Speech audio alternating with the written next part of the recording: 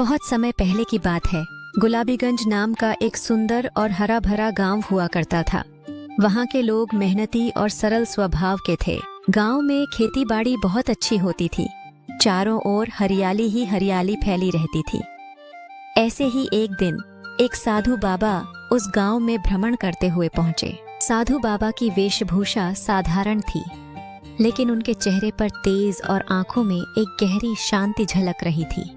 वाह, कितना सुंदर गांव है। यहाँ की जमीनें कितनी उपजाऊ हैं और हवाओं में एक अलग ही शांति है।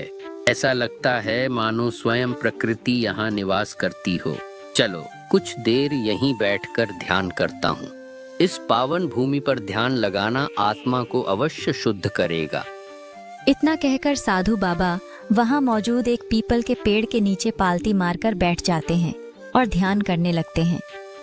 तभी वहां गांव का एक नौजवान आदमी आता है जिसका नाम भोला था। वह इसी गांव का निवासी था। भोला दिल का बहुत अच्छा आदमी था, लेकिन आज पता नहीं क्यों उसने नशा किया हुआ था और उसी नशे की हालत में वह बाबा के पास जाता है। ओ बाबा, उठो। यहाँ क्यों बैठे हो? ये मेरी जगह है, जाओ कहीं और बैठो। ओह, सुनाई नहीं दे रहा है क्या? तुम यहाँ क्यों बैठकर ध्यान लगा रहे हो? कोई काम धाम नहीं है तुम्हें? क्या सोचते हो तुम्हारे जैसे साधु लोग सब कुछ जान सकते हैं? लेकिन साधु बाबा को कुछ भी सुनाई नहीं दे रहा था। वह पूरी तरह से अपने ध्यान में लीन थे, जैसे उन्होंने इस दुनिया से खुद को अलग कर लिया हो। उनके चेहरे पर एक गहरी शांति और आत्मा की स्थिरता थी, जो उनके भीतर की ऊर्जा को दर्शाती थी। तभी भोला की बर्दाश्त की हद टूट गई। उसने पास में रखे पानी के गहरे बर्तन को उठाया और झपटते हुए साधु बाबा के सर पर डाल दिया। क्यों रे बुढ़े, अब तुझे समझ आई? ये मेरी जगह है, जाके कहीं और बैठ। क्या तुम समझते हो कि तुम कुछ खास हो और तुम यहाँ बैठ सकते हो? अब उठ और मेरी आंखों से दूर हो जा। भोला की ऐसी अपमानजनक बातें सुन साधु बाबा को बहुत क्रोध आता है और वो भोला को श्राप देते हुए कहते हैं, जा मूर्ख मानव, तुझे इस सुंदर सी जगह की तड़प है ना? तुझे इस बात का घमंड है कि यह जगह सुंदर है और यहाँ चारों ओर हरियाली फैली हुई है।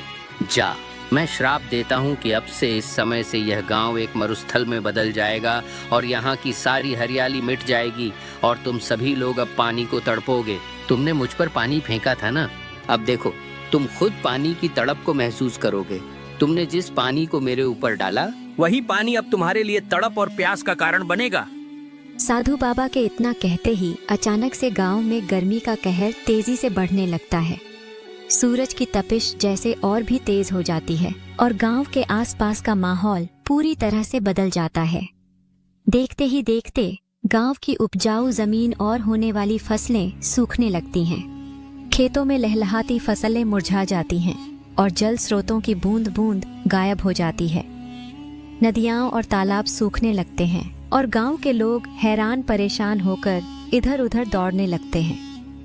गांव वाले डर और घबराहट में उन साधु बाबा के पास दौड़े चले आते हैं, लेकिन जब वे पहुंचते हैं तो वहां कोई नहीं था। साधु बाबा वहां से प्रस्थान कर चुके थे। अरे ओ कम भक्त भोला, तूने क्या कर दिया उन सिद्ध महात्मा के साथ, जो उन्होंने हमारे पूरे गांव को श्राप दे दिया।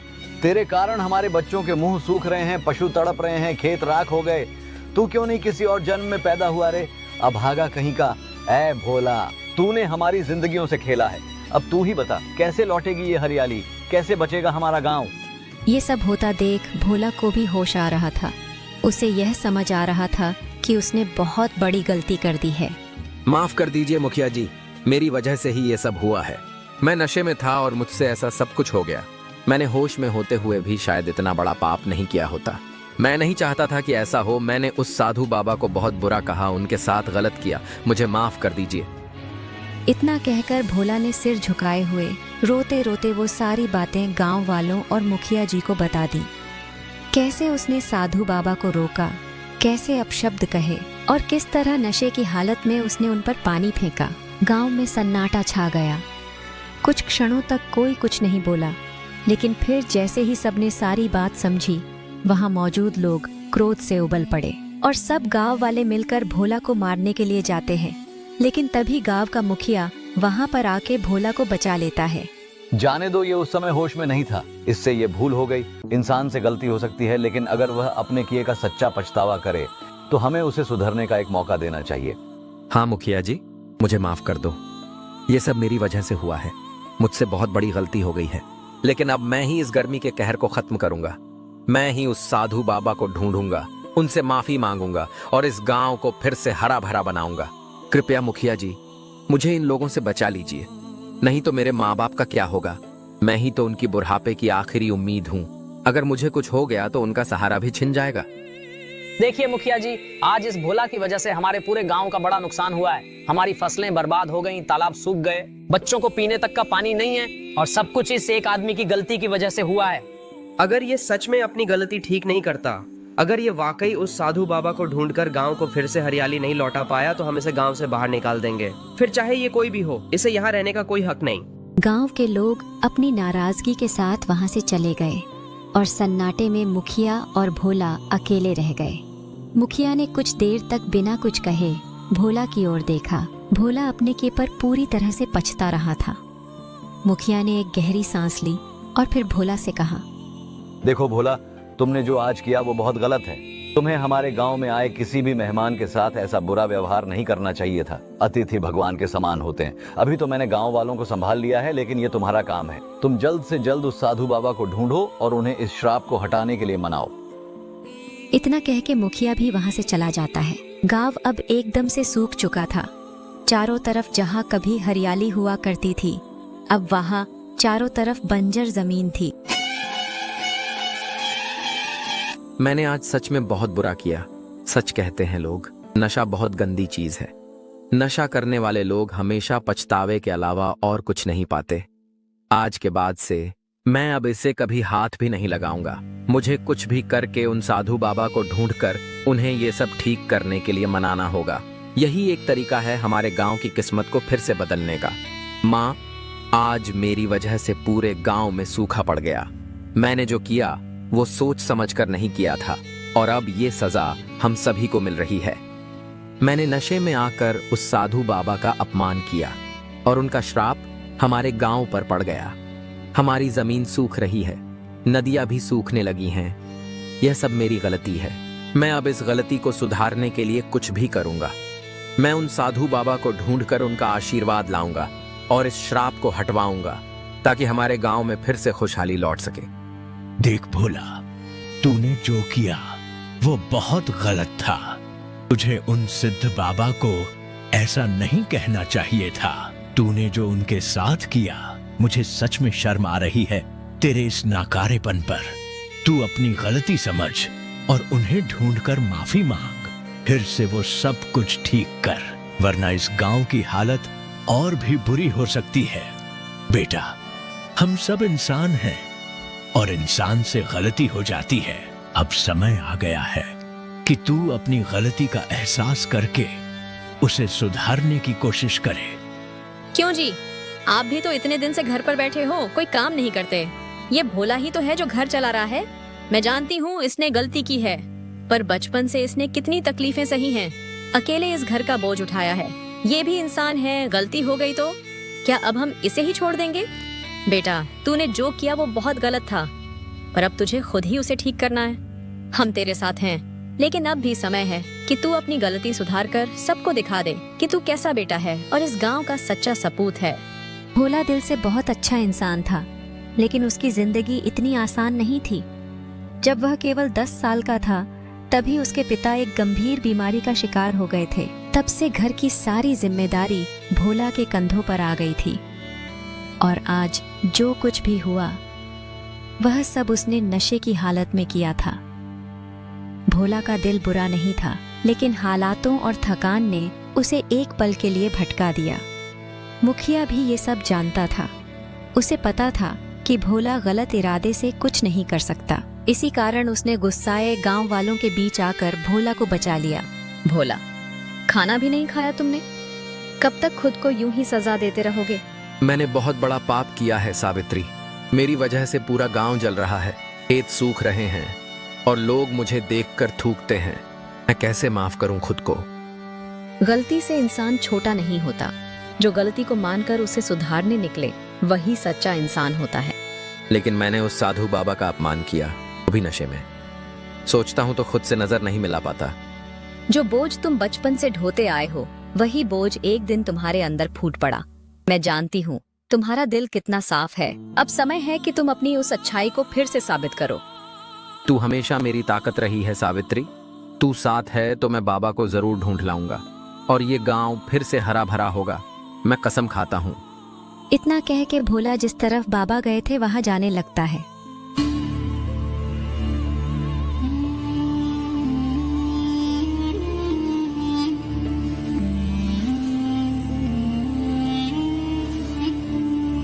लगता है बाबा हमारे गांव के बाहर वाले जंगल में गए हैं। चलो वही जाके देखता हूँ। जैसे जैसे वह जंगल के भीतर जाता है, सूरज की रोशनी पेड़ों के बीच से छन छन कर नीचे गिर रही थी।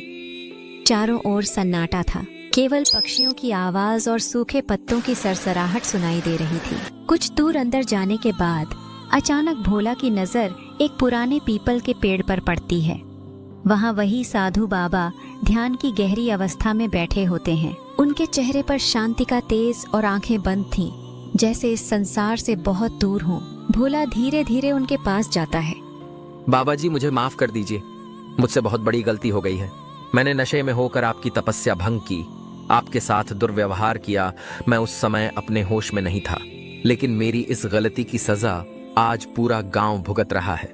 बाबा कृपया आप अपने श्राप को वापस ले लीजिए।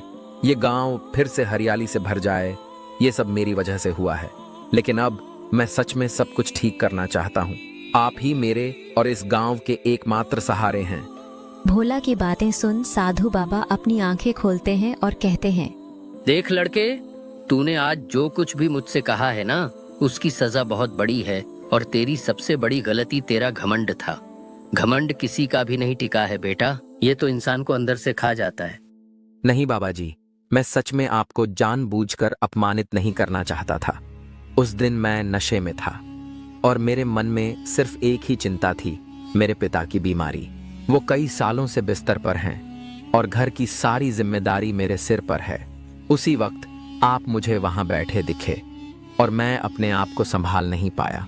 जो कुछ भी मुंह से निकला वो मेरे दिल की बात नहीं थी। मुझे माफ कर दीजिए बाबा जी। मैं अब पूरी जिंदगी आपके श्राप को हटाने की कोशिश करूंगा। मेरे पिता, मेरी माँ और पूरा गांव सब मेरी वजह से तकलीफ में हैं। मुझे अपनी गलती का एहसास है, कृपया मुझे एक मौका दीजिए। भोला की बातें सुन साधु बाबा को उसके शब्दों और आंखों में सच्चाई नजर आ रही थी और उनके श्राप के वजह से पूरे गांव में सूखा पड़ गया था और ये भी तो सही नहीं था। इसलिए उन्होंने भोला से कहा, देखो भोला, मैं तुम्हें माफ तो कर दूंगा, लेकिन इस श्राप को वापस नहीं ले सकता। तुमने जो किया उसकी सजा तुम्हें भुगतनी ही होगी। अगर तुम अपने गांव में फिर से हरियाली चाहते हो तो तुम्हें इस जंगल के उत्तर दिशा में जाना होगा। वहां उत्तर दिशा में एक लाल रंग का तोता रहता है। उस तोते के पास हरियाली होती है और जहां वो रहता है वहां हमेशा हरियाली छाई रहती है। तुम उसे ढूंढो और उसे अपने गांव में रहने के लिए कहो, लेकिन ध्यान रहे उसे लाना बहुत मुश्किल है। इसमें तुम्हारी समझदारी और मेहनत पर निर्भर करेगा कि तुम उसे कैसे मनाते हो। अगर तुम उसे अपने गांव में लाने में सफल हो गए तो तुम्हारे गांव में फिर से हरियाली लौट आएगी। ठीक है बाबा जी, मैं उस लाल तोते के पास जरूर जाऊंगा और उसे अपने गांव में रहने के लिए मना लूंगा। मुझे इजाजत दीजिए, अब मुझे अपनी गलती सुधारनी है। तुम्हारे इरादे नेक हैं बेटा। अगर तुम सच्चे मन से कोशिश करोगे तो वह तोता जरूर मिलेगा, लेकिन रास्ता आसान नहीं होगा। हिम्मत रखना और किसी भी मुश्किल से डरना मत। मुझे अब कुछ भी करके उस तोते को ढूंढना ही है ताकि मेरे गांव में फिर से हरियाली आ सके। इतना कह के भोला उस लाल तोते को ढूंढने के लिए चला जाता है। अभी मैं उस तोते को कहाँ ढूंढूं और पता नहीं वो मेरे साथ चलने के लिए मानेगा भी कि नहीं।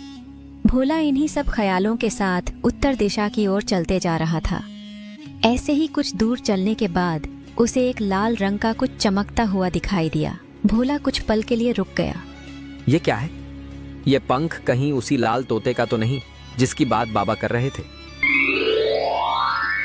भोला अभी ये सोच ही रहा था कि अचानक उसकी नजर कुछ दूर जमीन पर गिरे हुए तीर पर पड़ी। उसने धीरे से तीर को उठाया और चारों तरफ नजर दौड़ाई, लेकिन वहां कोई दिखाई नहीं दिया। भोला अब थोड़ा सतर्क हो गया और धीरे धीरे आगे बढ़ने लगा। कुछ दूर और चलने के बाद भोला को एक झाड़ी के पास एक आदमी घायल हालत में पड़ा हुआ दिखाई देता है। उसकी हालत बहुत खराब थी, कपड़े फटे हुए थे, शरीर पर चोटों के निशान थे और वह जमीन पर बेसुध सा पड़ा कराह रहा था। उसे देखकर भोला एकदम घबरा गया, लेकिन फिर भी हिम्मत करके उसके पास गया। अरे भाई, क्या हुआ आपको? ये किसने किया है आपके साथ? जी, मेरा नाम घनश्याम है। मैं इस जंगल में अपने मालिक के साथ आया था। वो एक तांत्रिक है और यहाँ मौजूद लाल रंग वाले तोते को मनाने की कोशिश कर रहे थे, लेकिन जब उस तोते ने उनके साथ जाने से मना कर दिया तो उन्होंने जबरदस्ती करने की कोशिश की। जब मैंने उन्हें रोका तो उन्होंने मुझ पर हमला कर दिया और वो तोते को उठाकर जबरदस्ती अपने साथ ले गए। तुम्हारे मालिक उस तोते का क्या करेगा? तुम्हारे मालिक को यह समझना होगा कि वह सिर्फ अपने लालच को बढ़ा रहा है। उस तोते की शक्ति को गलत हाथों में नहीं जाने दूंगा, चाहे मुझे कुछ भी करना पड़े। जी भाई, मुझे तो ये नहीं पता कि ऐसा क्यों हुआ। मेरे मालिक भले ही एक तांत्रिक हों, लेकिन वो बहुत अच्छे इंसान हैं। वो कभी किसी का बुरा नहीं चाहते। फिर भी मुझे समझ नहीं आ रहा कि उन्होंने मुझे घायल क्यों किया और उस तोते को भी नुकसान पहुंचाने की कोशिश क्यों की। चलो, अभी तो ये जवाब हमें तुम्हारे उस तांत्रिक से ही पता चलेगा। अगर उसने कोई गलत काम किया है तो उसे समझाना होगा कि ऐसा करने से सिर्फ नुकसान होगा। तुम्हारे साथ भी जो हुआ वो गलत था। मैं तुम्हारी मदद करूंगा, लेकिन हमें उस तांत्रिक से मिलकर ये सब सुलझाना होगा। लेकिन भाई, मेरे मालिक अगर सच में हमें नुकसान पहुंचाने की कोशिश करेंगे तो हम उनका कुछ भी नहीं कर सकेंगे, क्योंकि बिना उस पंख की मदद से उन्हें हराना लगभग असंभव है। तुम बस मुझे उस तांत्रिक के पास ले चलो, मैं बाकी सब देख लूंगा। मुझे तो बस ये जानना है कि तांत्रिक ने क्या सोचा है और वो किस रास्ते पर जा रहा है। ठीक है, मैं तुम्हें ले चलता हूँ। इतना कहकर दोनों जंगल के भीतर तांत्रिक के पास जाने लगे। कुछ दूर चलने के बाद भोला को एक गुफा दिखाई दी, जो घने जंगल के बीच छिपी हुई थी। भोला ने रुककर गुफा की ओर देखा, फिर घनश्याम से पूछा, क्या यही वह जगह है जहाँ तुम्हारा तांत्रिक रहता है? हाँ, यही वह जगह है। हमें अब बहुत ध्यान रखना होगा। अगर तांत्रिक सच में हमें नुकसान पहुंचाने की कोशिश करता है तो हमें तुरंत कुछ करना होगा। चलो ठीक है, हम अंदर चल के देखते हैं। इतना कहकर भोला और घनश्याम दोनों गुफा के अंदर चले जाते हैं। गुफा के अंदर जाते ही उन्हें पिंजरे में बंद वो लाल रंग का तोता दिखाई देता है और उसके सामने एक काले रंग के कपड़े पहने हुए आदमी बैठा होता है, जो मंत्र पढ़ रहा था।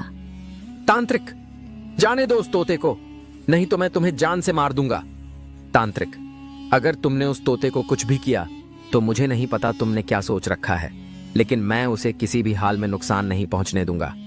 उस तोते को छोड़ दो, क्योंकि अगर उसे कुछ हुआ तो तुमसे इसका हिसाब लिया जाएगा।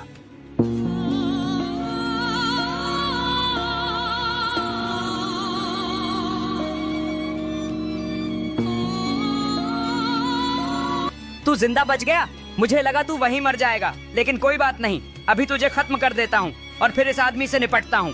इतना कह के वो तांत्रिक उस पर हमला करने जाता है कि तभी भोला अपने पास मौजूद उस तोते के पंख को बाहर निकाल लेता है और कहता है, हे जादुई पंख, इस तांत्रिक की सारी शक्तियां ले लो और इसे बेड़ियों से बांध दो। भोला के इतना कहते ही उस जादुई पंख से तेज रोशनी निकलती है और तांत्रिक की सभी शक्तियों को खत्म कर देती है। तांत्रिक बेहोश होकर नीचे गिर जाता है, जिसे देख घनश्याम उससे पूछता है, मालिक, आपने मुझे मारने की कोशिश क्यों की? मैं तो आपका वफादार शिष्य था ना। मैंने तुम्हें कभी अपना शिष्य नहीं माना। मैं तो तुम्हारा इस्तेमाल कर रहा था उस तोते को पकड़ने के लिए, और जब मेरा काम खत्म हो गया तो मुझे तुम्हारी क्या जरूरत। अब घनश्याम को सब समझ आ गया था कि आखिरकार उस तांत्रिक ने उसे अपने जाल में फंसाया था और उसका इस्तेमाल किया था। वह पूरी तरह से चौंक गया, क्योंकि उसे कभी एहसास नहीं हुआ कि वह सिर्फ एक साधन था। वहीं दूसरी ओर भोला ने उस तोते को पिंजरे से बाहर निकाल लिया और उसे आजाद कर दिया। उस तोते के पास जादुई गुण थे, इस वजह से वह बोल भी सकता था। तोता अपनी पंखों को फैलाता हुआ बोला, तुम्हारा लाखों बार शुक्रिया भोला। तुम्हारी दया और साहस ने मुझे यहाँ तक पहुँचाया। तुमने मुझे न सिर्फ पिंजरे से आजाद किया बल्कि मेरी आवाज वापस दी जो कभी खो गई थी। मेरे पास जादुई शक्तियाँ थीं, लेकिन तुमने वो शक्ति दिखाई जो किसी भी जादू से बड़ी होती है, दिल की सच्चाई और साहस। आज से मैं तुम्हारा हमेशा कर्जदार रहूंगा। जैसे तुमने मुझे बचाया वैसे ही मैं तुम्हारी मदद करूंगा। मुझे माफ कर देना, लेकिन मेरा भी तुम्हें बचाने का एक मकसद था। मैं तुम्हें सिर्फ इसलिए नहीं बचाया क्योंकि तुम्हारी मदद करने का दिल था, बल्कि इसका कारण यह था कि मुझे तुम्हारी मदद की जरूरत थी। मेरा गांव गुलाबीगंज उस साधु बाबा के श्राप से बर्बाद हो चुका है। मुझे उम्मीद है कि तुम मुझे अपनी शक्ति से उस श्राप को हटाने में मदद करोगे। तुम्हारी मदद से ही मैं अपने गांव की हरियाली और खुशहाली को वापस ला सकता हूँ। भोला, मुझे तुम्हारा मकसद समझ में आ गया। तुम न सिर्फ एक अच्छे इंसान हो बल्कि तुम अपने गांव के लिए भी बहुत कुछ करने की चाहत रखते हो। तुमने मुझे जीवन दिया और अब मैं तुम्हारी मदद करूंगा। मुझे यकीन है कि हम मिलकर उस श्राप को हटा सकते हैं, क्योंकि जब दिल में सच्चाई और नीयत साफ होती है तो कोई भी श्राप हमारे रास्ते को रोक नहीं सकता। मैं तुम्हारे साथ हूँ और इस संकट को हम जरूर पार करेंगे। सच कहूँ तो मैंने कभी सोचा नहीं था कि एक दिन एक तोता मेरे गांव की उम्मीद बनेगा, लेकिन आज मुझे यकीन है कि अगर हम दोनों मिलकर कोशिश करें तो हमारा गांव फिर से हरा भरा हो जाएगा। चलो, अब देर नहीं करनी चाहिए। मेरे गांव के लोग तुम्हारा बेसब्री से इंतजार कर रहे हैं। तोते के गांव में आते ही मानो कोई चमत्कार हो गया। चारों ओर सूख चुकी धरती फिर से हरी भरी हो उठी। सूखी नदियों में पानी बहने लगा और खेतों में लहलहाती फसलें लौट आईं। गांव के लोग आश्चर्य और खुशी से झूम उठे। भोला ने जादुई पंख की मदद से अपने पिता का इलाज भी कर दिया। सालों से जो बीमार थे अब वे पूरी तरह स्वस्थ हो गए और वही लाल रंग का जादुई तोता अब उसी गांव का हिस्सा बन गया। नमस्कार दोस्तों, आपका साथ हमारे लिए बेहद खास है और हम हर वीडियो में अपने दिल और मेहनत से बेहतरीन कहानियाँ बनाने की कोशिश करते हैं ताकि आपको कुछ ऐसा मिल सके जो आपकी सोच को छू जाए। इसलिए हम आपसे एक गुजारिश करना चाहते हैं, अगर आपको हमारी कहानियाँ पसंद आए तो इसे लाइक करें, अपने दोस्तों के साथ इस अनमोल ज्ञान को शेयर करें और यदि आपने अभी तक चैनल को सब्सक्राइब नहीं किया है तो जल्दी से कर लें। सब्सक्राइब करने के साथ ही बेल आइकन को भी दबाएं ताकि आपको हमारे नए वीडियो की नोटिफिकेशन सबसे पहले मिले। तो इंतज़ार किस बात का है, अभी सब्सक्राइब करें और हमारे साथ इस सफ़र का हिस्सा बने। आप सभी के इतने प्यार और समर्थन के लिए दिल से शुक्रिया। मिलते हैं अगली वीडियो में। इसी तरह की रोचक और मनोरंजक कहानियाँ देखने के लिए हमारे चैनल को सब्सक्राइब करें और बेल आइकन का बटन भी दबा दें ताकि आपको आने वाले हर कहानी की नोटिफिकेशन सबसे पहले मिल सके।